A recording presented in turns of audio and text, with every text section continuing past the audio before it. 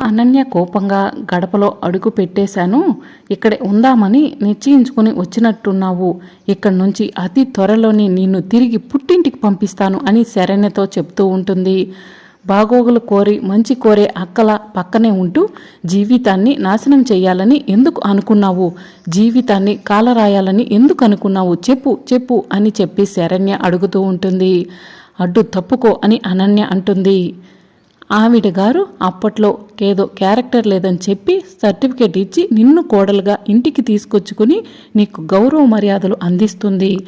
చేతకాని దానిలా కూర్చుని చూస్తూ ఉంటాననుకున్నావా? ఆవిడ గారి అహంకారాన్ని దెబ్బతీస్తాను, ఉమ్మడి కుటుంబాన్ని చెల్లా చెదురు చేస్తాను అని అనన్య అంటూ ఉంటే, అత్తగారి ఆశయాలను దెబ్బతీయాలని చూస్తే ఊరుకోను, ఉమ్మడి కుటుంబం జోలికి వస్తే ఊరుకోను, నీ అంతు చూడటానికే ఈ శరణ్య 2.0గా తిరిగి వచ్చింది అని శరణ్య అనన్యకు చెప్తూ ఉంటే ఆనంద భైరవి దూరం నుంచి ఇదంతా చూసి షాక్ అవుతుంది. మరి రాబోయే ఎపిసోడ్లో ఏం జరగబోతుందో తెలుసుకోవాలనుకుంటున్నారా? అయితే ఛానల్ని సబ్స్క్రైబ్ చేసుకోండి.